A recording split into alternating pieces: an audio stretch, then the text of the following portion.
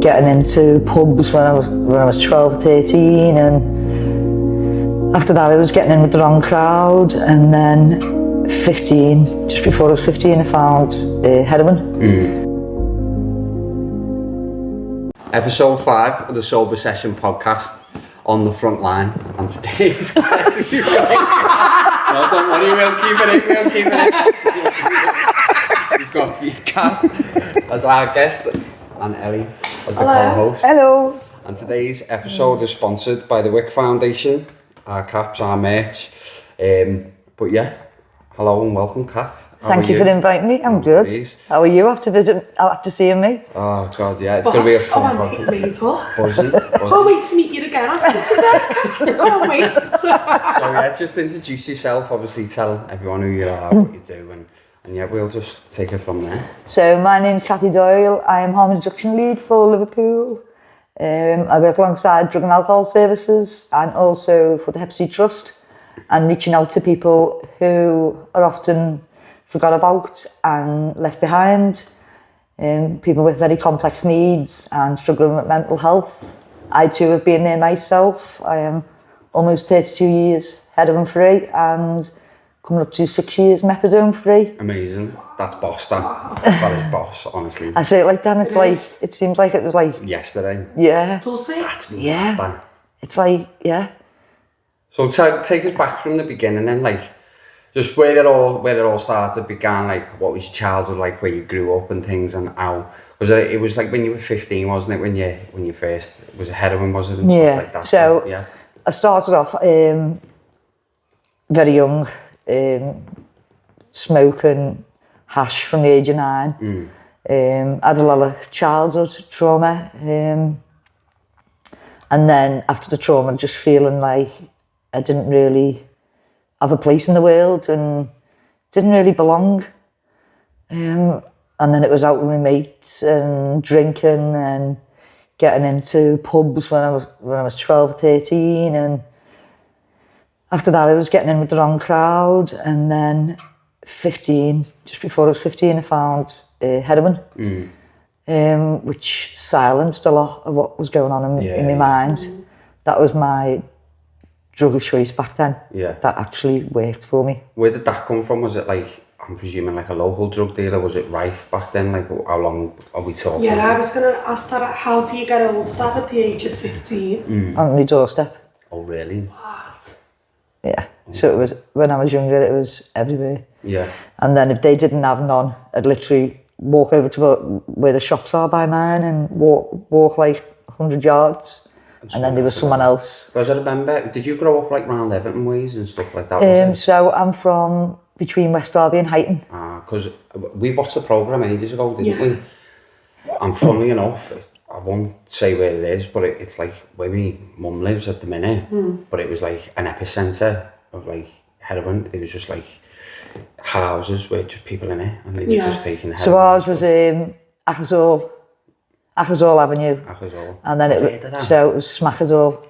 Smackazole. Yeah. Oh, wow. So cracked ends. That's what it was known as. Yeah. So families, so mums, dads were on it. All the kids were on it. And then we'd go to the house, and then when if there was no one in there, then we could go around the corner and there'd be someone else's house to go in. Yeah. Then when I actually started the heroin, I was babysitting for someone, and she was working the streets of Liverpool, red light district. Got addicted to heroin, and then it was, you have to fend for yourself now. I can't afford to keep you. So it's now called grooming. Yeah. Which I realised later on in life that I was groomed, and by gangs as well. Yeah. I've had a lot of things happen to me. Being shot at, being stabbed, being burnt. And that was just through all, like, was it through all the drug taking, or was it just like the environment? No, through the drug taking. Yeah. You know, when you say you're at a fend for yourself, that lady who you babysat for, was she looking after you? Was she feeding you like the drugs? She was feeding the drugs so that she was getting older. Yeah. So then she wasn't making as much money. So then someone younger comes in, and And this is the conveyor belt of life, as I call it, with people with addiction, and then the grooming, and then so then they can be comfortable and they can come out to a little bit, and then they've got the younger person to then go and make money and then feed their habit. Is it almost similar to like... Yeah. At 15, I thought I knew everything. Yeah. I was being streetwise, but I really did think I knew everything. And then I was kidnapped, kept for 3 days, and it was all over the news, the world. It was just... Was that just someone just doing it? Was it like... It was someone that she knew, that she'd introduced me to, and he was a taxi driver. Kept for 3 days, and then, I was dumped. Other stuff happened just before he dumped me. But I ended up getting dumped on the river bypass and trying to find my way home. And it was the East Lancs, and I was only a kid, I didn't even know what the name of it back then. Come home, my mum just thought it'd been out on a bender. Got in a bath, 2 bottles of bleach in the bath. Got myself scrubbed up, dusted myself off. And cracked on. And cracked on with it, and got back on the horse, and you'd think that'd learn you to stop. But the addiction was like... What was it about heroin as well? Because like, obviously there's some people that have took it and fucked it off, and then their drug of choice is like cocaine or like you've said, methadone and stuff. Was it something particular about heroin? I know you said like it make you forget, but like how did it make you feel in that moment, or So when I took it, I'd gouge off it, and then I could sleep. What does gouging mean? Just nodding off, and then just the feeling of no pain in my head. No thoughts. It's silence. It was like someone, like a mother figure, putting a blanket around you and cuddling you and keeping you, for you to feel safe. And then my tolerance built up the more I took. So I continued with that, and I got greedy. Yeah. I was always chasing the first high, which you'd never get. I was going to say, that's what people, what keeps you. It's like, I don't know, I'm presuming like it's like almost like a gambler as well. Do you know, like someone who bets, they win like, say, I don't know, 10 grand. You're always chasing that sort. You're always chasing them, aren't you? Yeah. So I ended up just being on that, just taking a lot of that constantly, and then crack come into place. And then I was on the upper and the downer then. So I'd smoke my gear. Then I'd have a load of crack. And then it'd vice versa. So then I'd smoke a load of crack. So I could be really up there and high, and everything's brilliant in the world, and nothing can hurt me. And then, because it was too high, I've got to come. I had to bring myself back down, and so I'd have to smoke gear. So I was always top and tailing with both of them. There was never, there's never a balance with addiction. You can it's either or. You either do it or you don't. Was that every day, was it? Yeah. £800 to £900 every day. Wow. Yeah, looking after other people and sharing with them, and all day my mates, when they were my acquaintances, they wasn't really my friends, because as I know now, people who are your friends don't say to you, "Oh, come on, we should go to school." People who love you and friends bring you away from that. Yeah, if you say, "Oh, I'm thinking of using," they'll say, "What are you thinking of? You're doing so well. That's what good friends do. You don't need that crap, and all that." And that's how you find out who your real friends are. So when I come away from the heroin because my friend was murdered. I was working in the red light district when I was 15, sleeping in the bushes behind the Royal Hospital. We had really bad snow one year. And then I was going into the Royal Hospital to wash my hair, to get a wash down below, and wash my underwear, and using the dryer to dry my underwear. That was my life. And then they had the cafe at the back of the old Royal, and there was one lady when I'd go in, I went down to 5 stone 4. Yeah. She'd say, nah, I'd go in and just go, can I have some water? And there was one lady, she was lovely. She'd say, have you wrecked today, Cathy? And I said to her, I've had a marathon.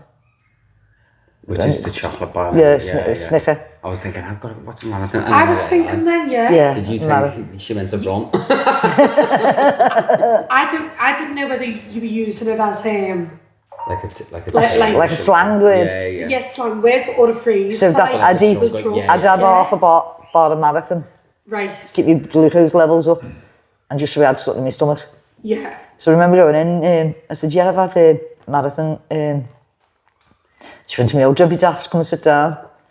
And she started giving me food from the canteen. Did you ever have, like, breaks away from it, or was it straight every day for 32 years, just like? No, I had breaks. I did from the age of 15 to 18 with the gear. Yeah. There was no breaks. Nothing for 3 years. No. Did you try and sort of go to, like, I don't know, rehab, or like try and reach out and change that, or was it just... I'm not sure I wanted to change back then. Yeah. Because they say you've got to want change. Yeah, I didn't want...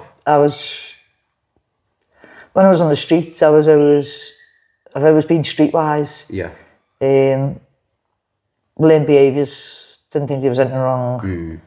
I'm coming in and out of this when I want. And I had no control at all. It's culturally, innit? Yeah. The drug had the power. Yeah. Like I say to people, you know, now people going through addiction, I say whether you can or you can't. You know, if you say you can or you can't, you're still right. Yeah. Because if you say you can, you will do it. Yeah. If you say you can't, then you're not going to do it. As when I found out that my friend had been murdered. So what happened there? What was that in relation to, like... She was working girl as well, my friend. Fucking hell.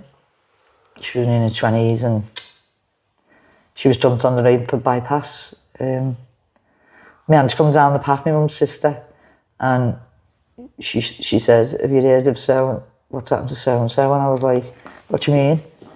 And she went, it's on the news. She's been found murdered, strangled and murdered. And I was meant to be going out that day. Yeah. That just shook me to bits, scared me. Because bear in mind, I'd already had near misses. Yeah. I'd already been attacked, I'd already been numerously, repeatedly raped. Yeah. Falling asleep in shop doorways and people urinating on me, spitting on me while they've been drunk, and you know. Did your mum know that you were doing this for work? No. Did your mum know? She didn't know. My mum didn't know until I was on ITV News. Oh my God. Is that when... That's when she found out, my mum. Is that the interview that The you interview, said? yeah. Oh, really? Yeah. That's why on the interview I go, sorry, mum. Oh. Yeah. And she was like, you never. I said, I did. And that's called masking. Yeah. I did.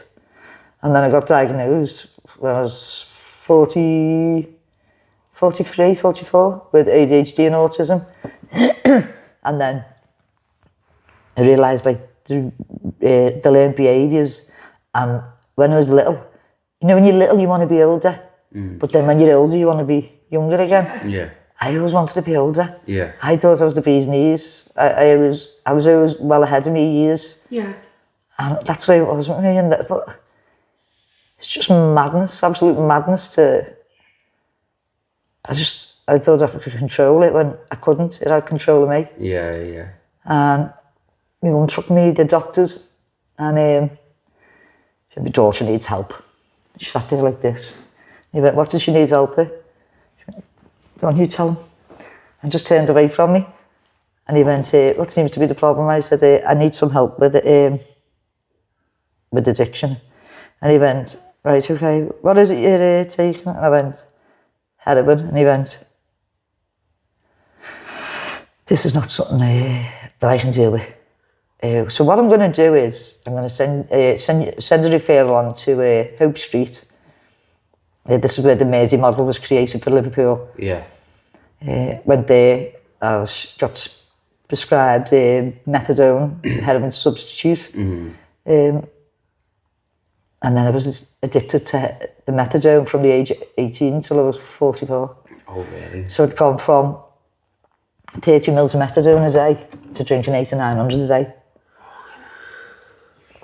So it's like almost two 500 ml bottles. So I don't understand them. Not on your end, but like, what was it called? Hope Street? Yeah, it was a drug and alcohol service. Because that's a failing on their end then, really, isn't it, when you So, think about it? They have to, now what they do is they titrate you. Yeah. So, if I wouldn't have had them, I'd be dead now. Because I would have still been chasing the high to You could have try and delete what was going on in my head, and I couldn't. The methadone gave me time to try and work on myself. But even then, I'd go shoplifting because I'd gone from the heroin to the methadone. But then they couldn't give me enough, and they're not allowed to. So when I reached the peak of 120 mils a day, they couldn't prescribe anymore. You were still chasing. The saturation level. So once you reach saturation level, the saturation level, the receptors in the brain become they overflow then, and that's when you have overdoses. I had them numerous times. Woke up once and I was on the kitchen floor, fell in half. I had to sit there for a couple of hours because my legs were purple, where my circulation had cut off. Going round everybody that I knew that was on script and buying off them. Yeah. So I just swapped one for the other. Yeah. I was being monitored, but I've become a good liar. Yeah. How are you today, Cathy? Yeah, I'm brilliant. Absolutely sounds. That helped me. Do you know, it's only a little bit, but, you know, I still feel a little bit like, be sitting there, like, literally, like, off me bonnet on the methadone, and still asking for more. With those years of masking, like you said, weren't it? Where you could lie and, like... Yeah. Especially to someone as close to you as your mum. I didn't even have to think about lying. It was just like... Because as you're talking, it was always be there. So what? How is it holding you? Do you know, I still feel a little bit rough. My nose is a bit running. I've still got these little aches in my legs, you know, and my stomach's still going. Well, I'll tell you what we'll do. We'll put you off by 10. Oh, thank you so much. Yeah, thank you. And I got the door going, yes. God. Yeah. And I did that for so long. Yeah. Till I got to just pushing all the time. I got to 120 mils. And I went, listen, Cathy, that's it. That's saturation level. We cannot give it any more. So then I cut myself down. And as the years went on, and I'm cutting myself down, they started bringing me down and reducing myself down because in the end I had to say to them, listen, I am buying loads on top. They're like, yeah, how much? I was sitting there thinking, oh God, they're just going to stop my script straight away. I said, sometimes 8, sometimes 900 mils. And they were like, are you still walking around, Cathy? I was a fully functioning addict. Yeah. I think with me, especially with the ADHD and the autism, once something sits right with me and I start feeling all right and I feel calm, then it's not enough for me then. Yeah. And it feels like I need that little bit more just to make me feel a little bit better. Yeah. That's why I'm not medicated. I don't want medication for the ADHD. Yeah. Because it can, Because I get why though. even painkillers. Yeah. Now, the doctor, for my pains in my back, so what we'll do is, we'll give you some cocodamol, but... They shouldn't be saying that, yeah. I've gone through addiction. I don't want cocodamol. Yeah. You prescribed the 30/500s. So what I did, I went to the chemist and you can buy 8 milligram ones. Yeah. I'll take one a day. And about 4 weeks I was in real bad pain and I took 2. Just seen me at the end of the day. Oh my God, I feel like I've relapsed now. What am I doing? And this is the way my head goes. Yeah. So I stick to the one tablet and then I'm all right with that. But if I go over that one tablet, because I'm so self-aware now of... Because it's an opioid, isn't it? Yeah, of the addiction. And it's so strong, isn't it, cocodamol even? So so like the pain, you know, like your receptors in your brain, so the opiates will sit in them.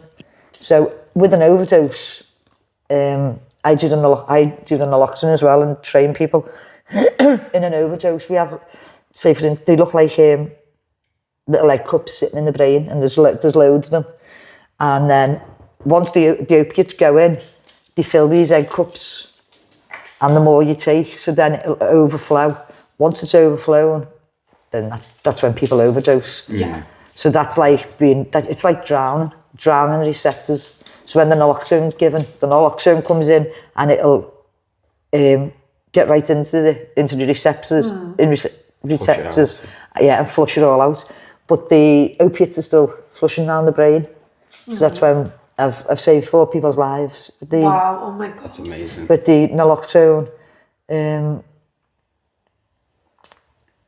going from like where I was to like where I am today, and being able to help other people and just... I was going to say, tell a bit more about that, Cath, It's so inspiring. from what you told me when we first spoke on the phone, from like, I've read a bit of the article, watched a bit of the interview, and you've done the same as well. Yeah. It's because just fast forward a little bit to the point where like, you'd officially sort of come off at like what was the turning point for you, and then go into like where you started volunteering with that charity.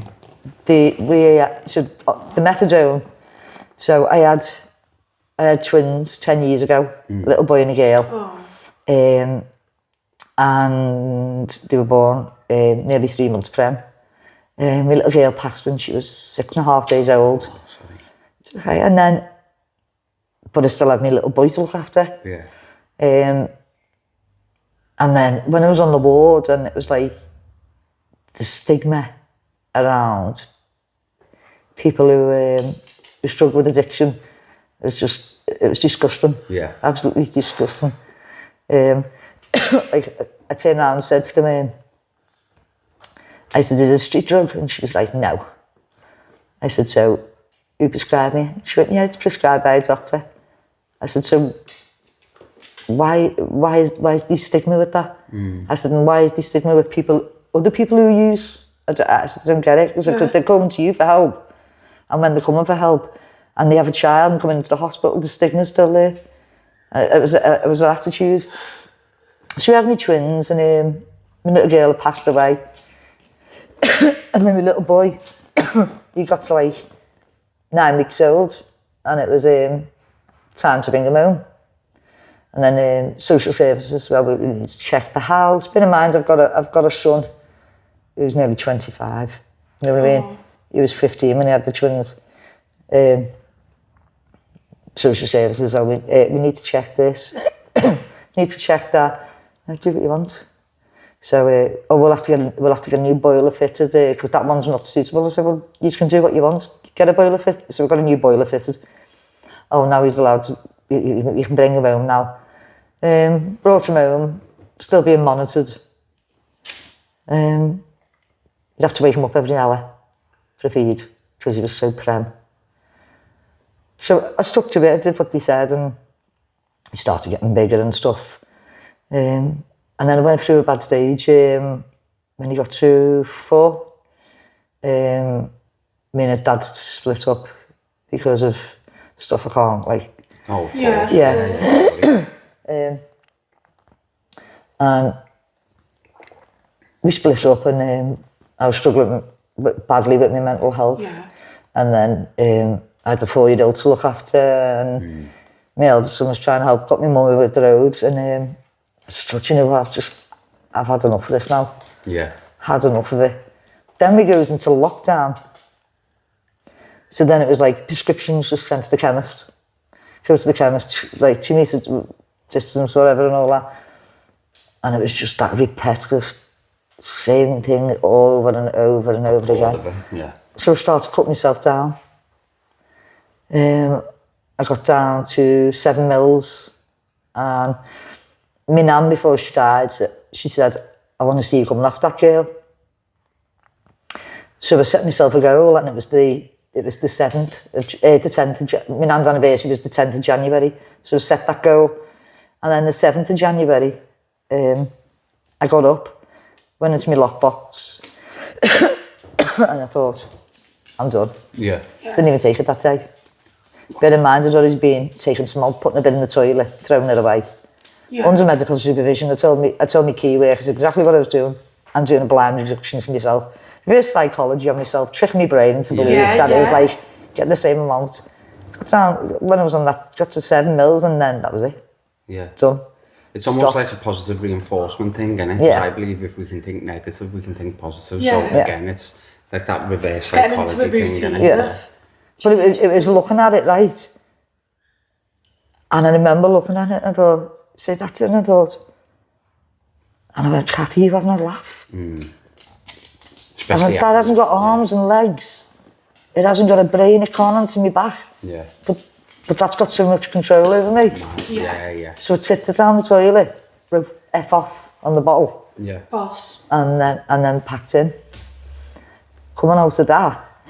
What was that like, that journey, like going through that through lockdown? Like, I'm presuming it was difficult. It set my head west. Yeah. Because it was so isolating, wasn't it? Yeah. Like for me as someone who's never and then isolating. this is what I'm saying, for me as someone who's never even been through that, I was dead anxious about the thought of not being able to go outside, and like my mum and the partner she was with at the time was at high risk, so I couldn't bring anyone in or anything. But then for yourself, I can't even imagine how that must have felt, because you're isolated anyway. Yeah, so with me, it worked for me.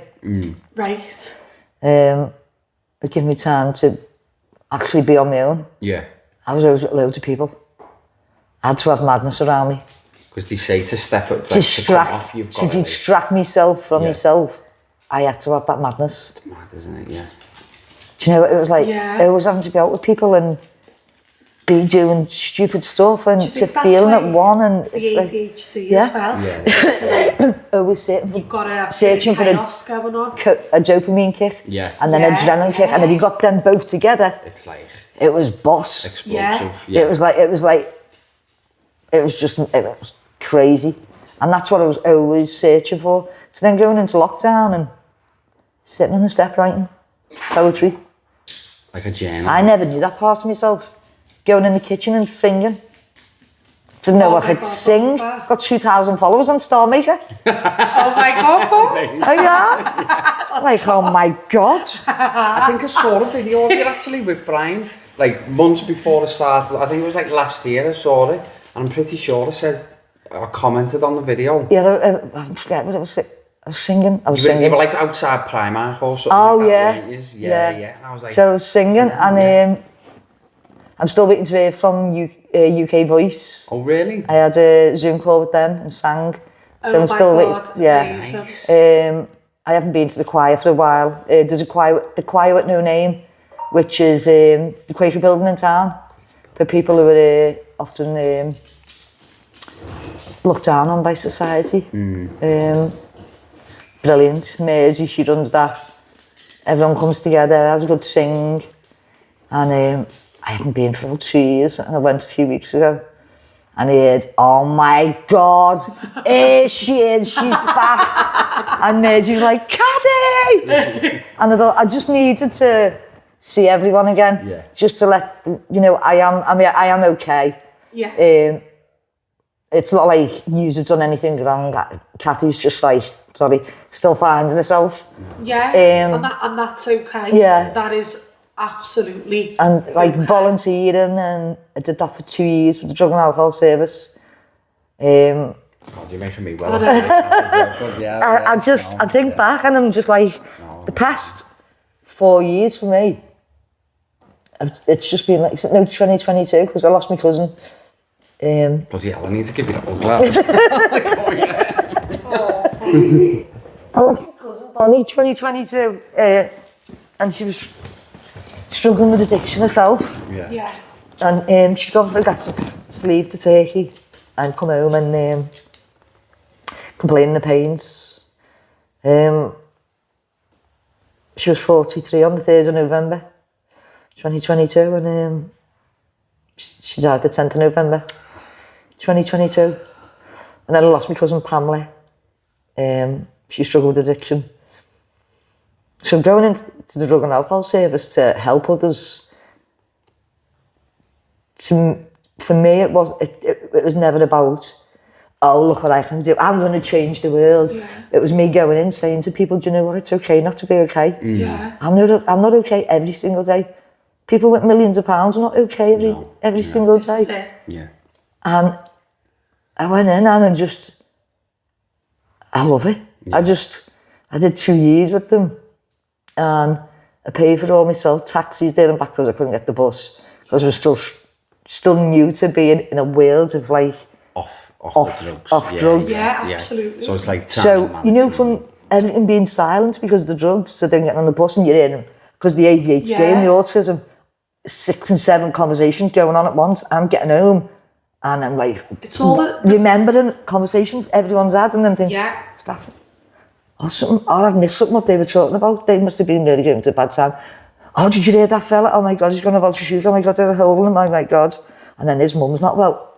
This is... The ADHD and the autism play off against each other as well, don't they? Are you a little bit like that? Because I think like sometimes like I overthink, but that ADHD is completely different, isn't it? Like in the sense of, I hear myself talking to myself, of course. We all have it in the voice. But it's like with you saying like, oh, what about this? What about like I've never experienced that, so obviously I know I haven't got ADHD. So I can go back to a specific time and remember the conversation.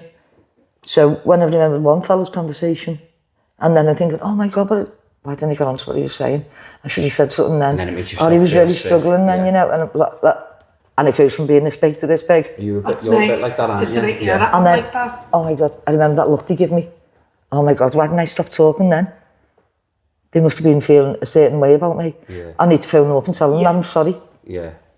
And when I phone someone, they're like, what are you on about, Cathy? Yeah. And you know, the thing of like, sorry all the time, because I say to my mum all the time, you know, I'm so sorry that I put you through that. And that was my belly.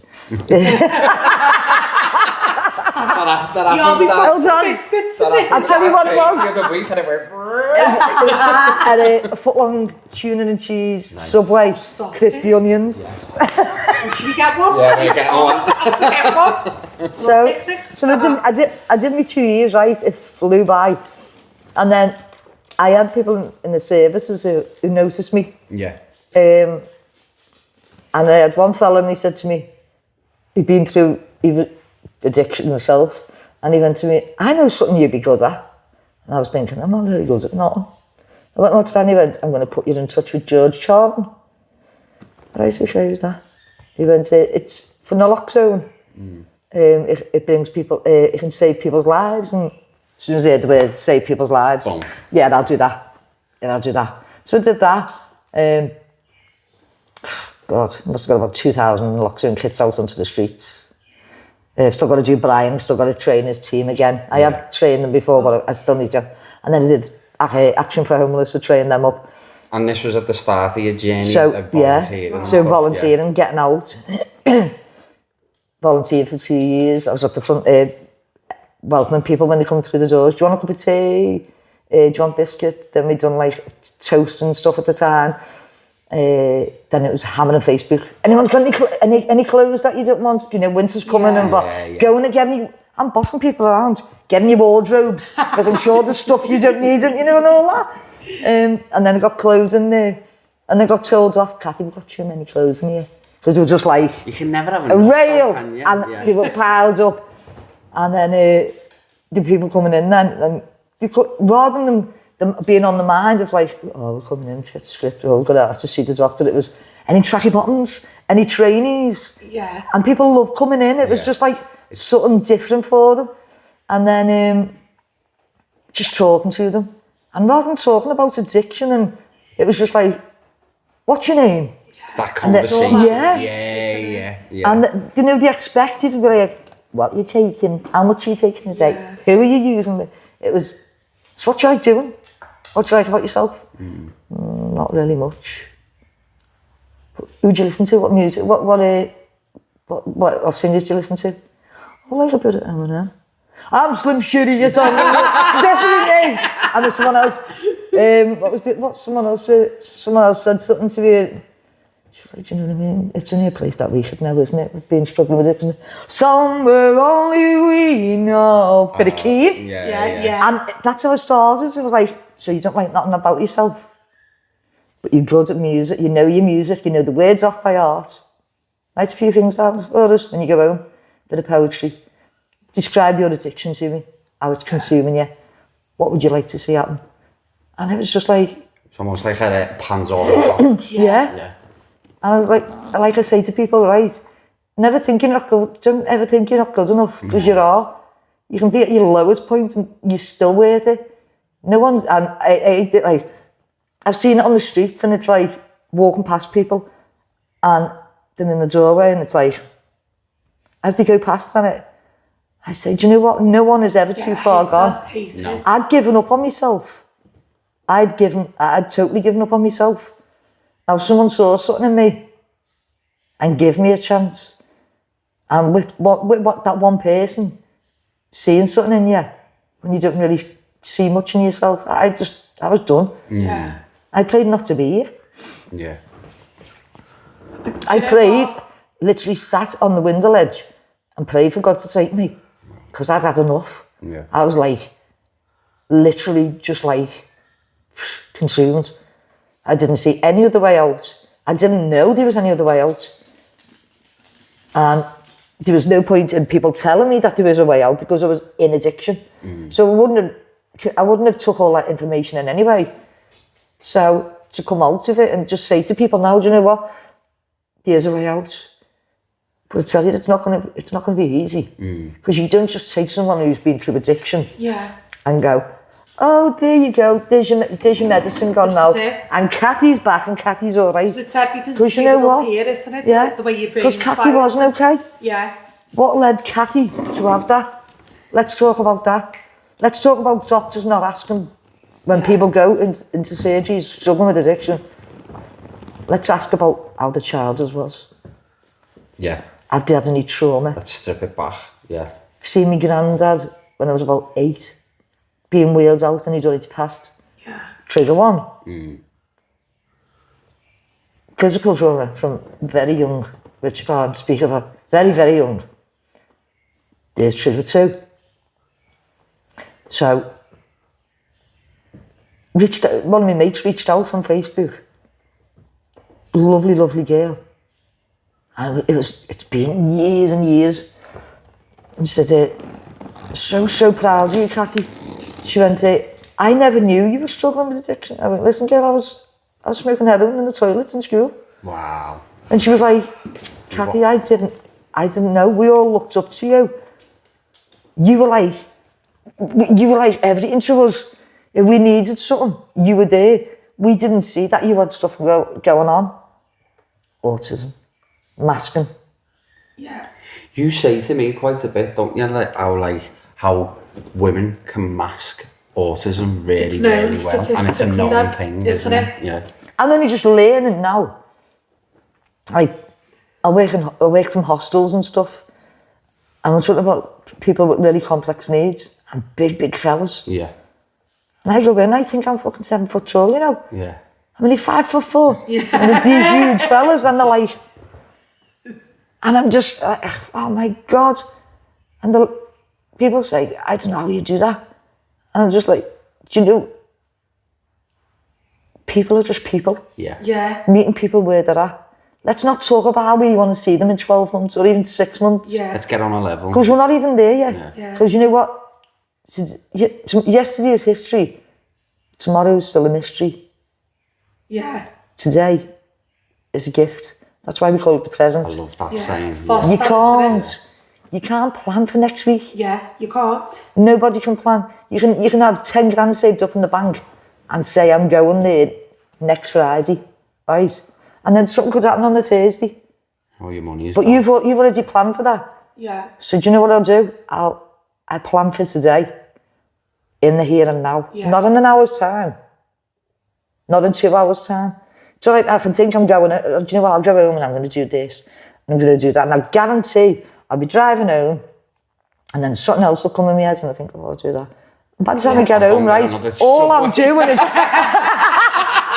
I'm doing is going to my mum's babysitting their little granddaughter. She's going, she's not my granddaughter. How could you say that about her? She Crumpet loves you, mum.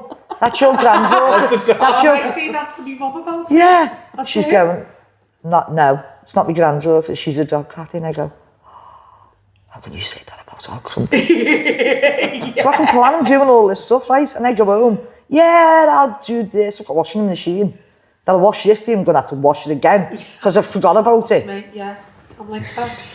I've got one of my little boys' plastic storage boxes and he'd emptied it. Oh, that was brilliant for me. Well, I'll wheel me washing from the washing machine and I'm going to take it into the living room and I'm going to fold it all up. It's in between the toilet, all clean washing. There's washing in the washing machine. That's got to be washed again. That is me, isn't it? She leaves all the washing in the washing machine or the washing in the car. It takes us months to wash it. Cathy, you know, going back to what you said before, when you prayed to God to not want to be here, looking at your perspective back then from where you are now, it must be amazing to look at how far you have come. And I know you say that you're still not necessarily there yet and you're finding yourself. I'm glad I did that. Yeah. I am glad I did that. Because at least they had someone to talk to. Yeah. People talk about God and it can be Allah, it can be Jesus, it can be a mountain, it can be a cow. It's what brings you comfort. Yeah. I spoke it out. Yeah. Where I was used to keeping it in. And I know now that I've got a purpose. I'm a mum, I'm a daughter, I'm an auntie. I've got loads of cousins, you know, I've got people who love me, I've got good people around me. You know, when I thought I had no one, I actually fucking did. Yeah. Yeah. And it wasn't just me suffering. I feel sorry for them after watching me go through that. Yeah. And my mum, like, if someone knocked at the door, a daughter was going to be found dead. Because that's the way it was heading. That's the cold hard reality, is that I didn't have long left. And if my mum hadn't took me then, I wouldn't be here today to be sharing my story. You know, I've had nothing. So, you know, when people say, oh, you're so humble and you're happy-go-lucky, do you know what? I don't need much to make me happy. Yeah. I've got everything I need. And everything I prayed for and everything I wanted, I've got now. I don't need money. I get money and I give it out. Do you know what? It's only something that's fucking done printed on a machine. Yeah. And yet it has such a hold on people's lives. And I'm like, you're missing the here and now. You're missing you know, don't wait till next week or next year to tell people just how much you love them. Yeah. Because life's short. And yet I'm loud and I say to like people when we do the TikTok and stuff and they're like, you're so outgoing and everything just bounces off you and I go, whoa. I do read the comments and such. I know it's going to sound bad. Go on. So my mate who was on the Jeremy Kyle, some fellow come on and he left a comment about her teeth and then saying not nice things. Yeah. Left me alone. So he's looking at her and he was just not being nice. What did I do? Pulled the lashes off, didn't I? I was going blah, blah, blah, blah, blah, blah, blah, blah, blah. I'm like, do you want to come in the box? I promise I'll be nearly nice. Do you want to come in the box? You never come in the box. You never come in the box. And I was like, oh, please, just let me come in the box. And I said to Michelle, I will be good, and I will like tone it down. But when you know, it's like someone's not being nice. Yeah, it's hard. It's like give them a bit of things out, you know. Especially people online and stuff like that, isn't it? They just horror. You give them an instant with a mile, don't they? I went to tour 8, isn't it? I remember seeing something online like a couple of months ago where it was just like, oh, imagine if the UK went into prohibition, like how good would that be, like in terms of like stopping alcohol? Because I'm on my journey now and like mine's completely different to yours. I was just more the binge drinking and stuff, but going back to that, like I was getting called a dickhead and everything, and it was like, it shocked me in a sense of the culture in the UK around alcohol. Just alcohol alone was like, it was amazing. It flabbergasted me because it's a well-marketed drug. It's used in all kinds, celebrations, funerals, Yeah. just going down to the pub after work. Let's wet the baby's head. Let's It's the norm. What the fuck's that? That's what, do you know what I mean? Like, it's just an excuse to get pissed. And like, for me, yeah, just going back to those comments, I turned the comments off in the end because I thought, because I was just literally changed the Instagram name to what it is now, the Wick Foundation, and I thought, I can't be seen to be arguing with people, of course, because it's a bad reflection and stuff. So I did instead. No, you never. That was me. No, never. You know what you say? Anyone says something not nice to you, go, do you know what? Opinions like assholes, everyone's got one. Oh my God. Like, let's just put that out there, you know? So you just say, do you know what? I've learned that when people are not being nice, and they're saying really horrible things, right? They're projecting. Yeah, they are. And it's how they feel about themselves. And you know what? I'm sorry that people feel that, you know, that way about themselves. And if they're struggling, do you know what? I forgive people who've done me wrong. Yeah. And if they're struggling now, they can reach out to me. Yeah. I'm still here. The door's always open. So tell us about then what you do now, like, because obviously it's completely 360. I can see the smile on your face as well. It's Foster. Yeah, it what is. What do you do now? Is it through the council or through a company? Like what? Yeah, tell us a bit. Yeah, about so it was the first pilot project in Liverpool where someone who was being through addiction actually works alongside a drug and alcohol service. So you become a peer. That's amazing, that. Yeah. So I went in and put in for me very first job after the volunteering. I was like, never worked a day in my life on the books. I've got to go for the interview. Oh, what are they going to ask me? Am I going to like the person who's interviewing me? They asked me if I've got any questions at the end. What am I going? You know, and all this going through my head. Having the interview, and they said to me, "Do you want to ask us any questions?" Didn't even ask them how much it was on an hour, how much the hourly rate was, or the monthly rate. I was like, right, how do you see the landscape of this in the next 12 months? Where would you like to see it going? And why do you do the job? Is that what you asked them? Yeah, of course I did. Of course I did. Right, I did. That's amazing. Yeah. No, because that's good. Someone who's come from the background that you have done and your whole life through that, it's like, it's almost like, don't be doing it for a fucking PR stunt. Do you know? This is real people's lives. I want to effectively make change, so if we're going to do it, let's do it properly. Do you know what I mean? And that's a boss. And I bet they've been inspired by that as well, because that's what I did today. You've been so my contract's every 12 months. So my manager was talking, I just went to him.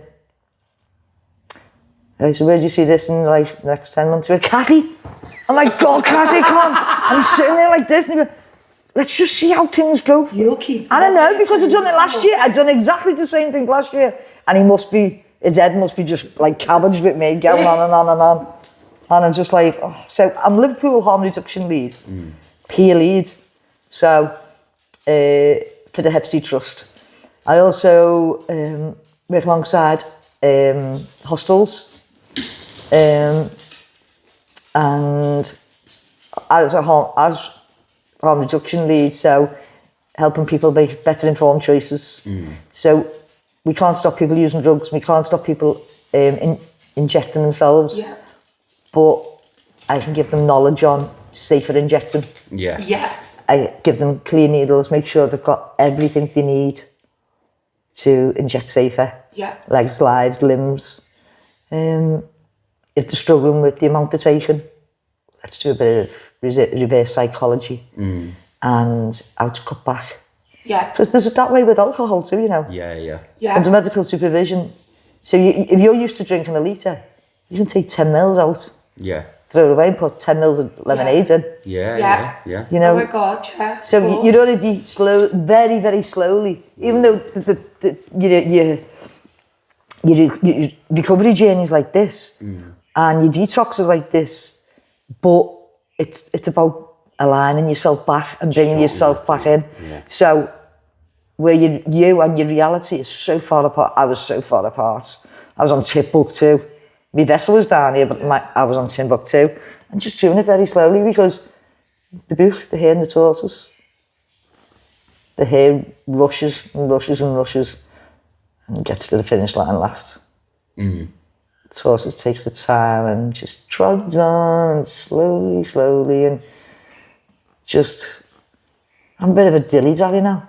I'm like a philosopher and I'll sit and I'll think and I'll come up with, I do a lot of work behind the scenes, so a lot of planning now and putting ideas to services and I've been to Parliament 4 times now to help make changes.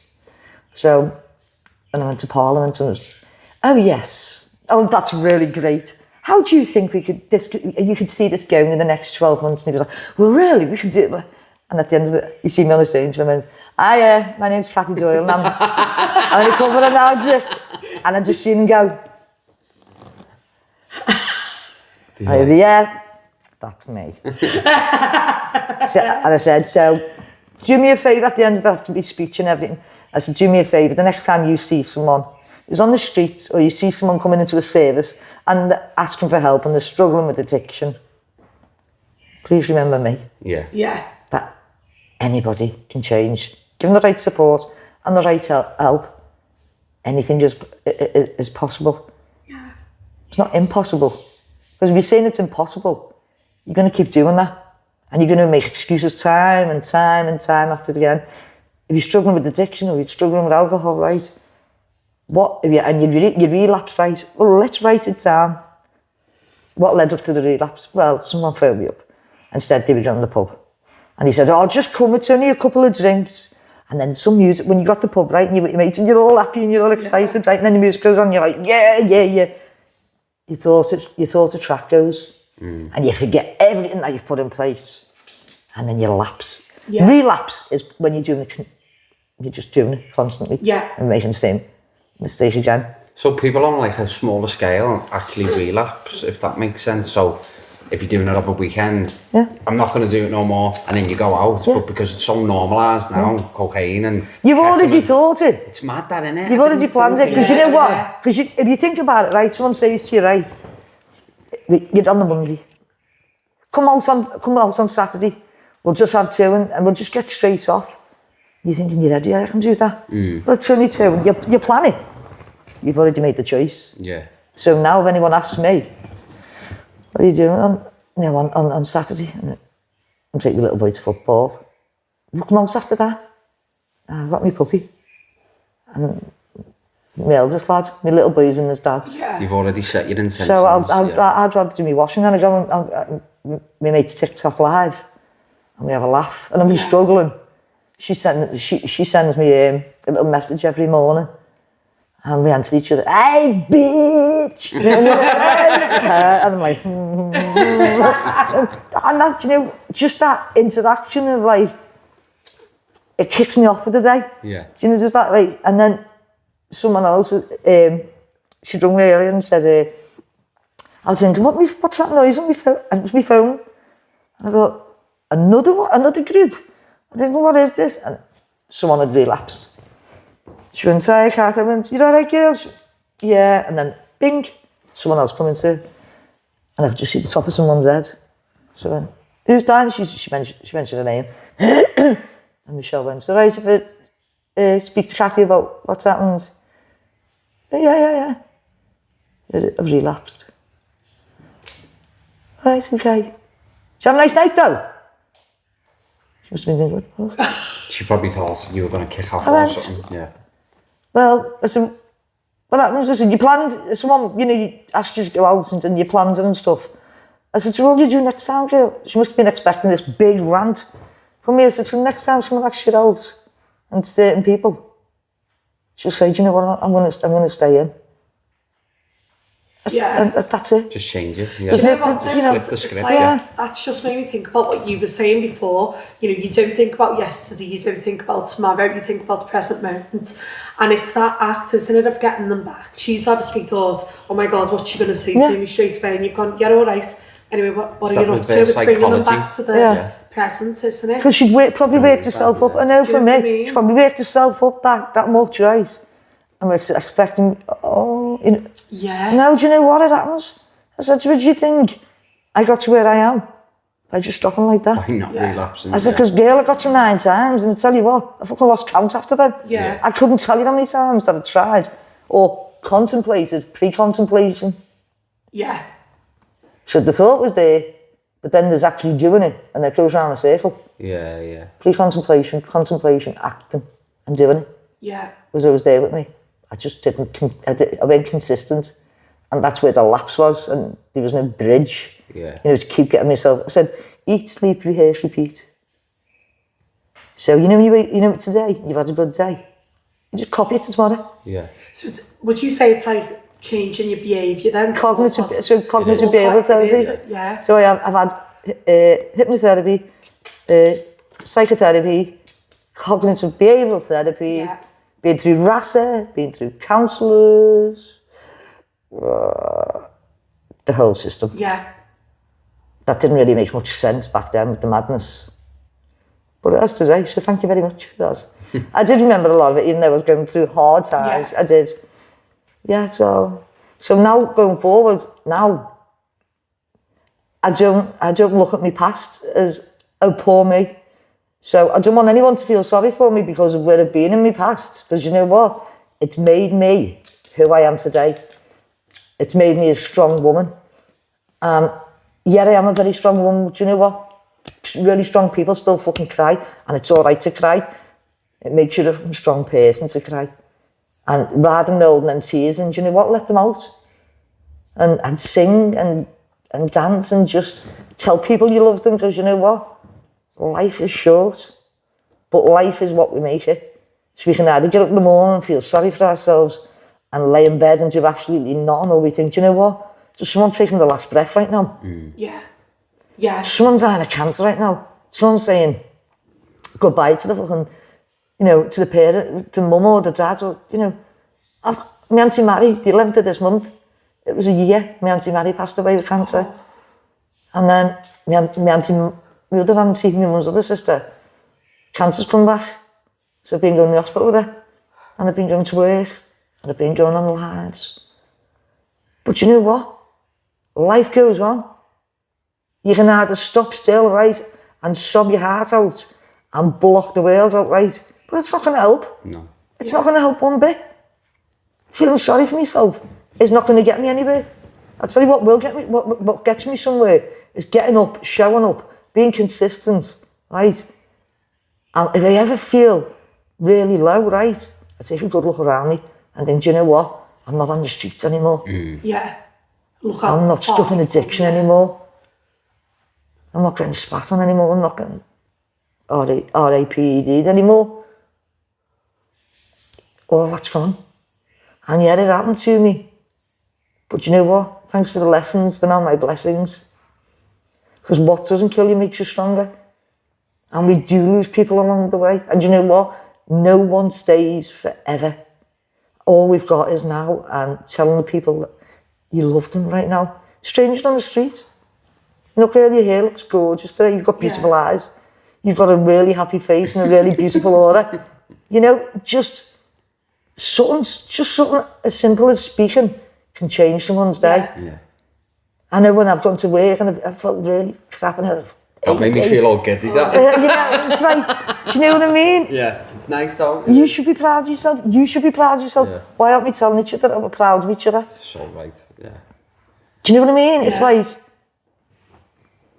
why wait till next year or next week to say to someone, do you know what, you're a really nice person, regardless of all the shit. Yeah. We're all good people, we're all human beings. We just make bad mistakes sometimes, don't we? And that's it. There's enough going on in this world without people not being nice to each other. There's enough going on. I know me. If anything went on in this place, right?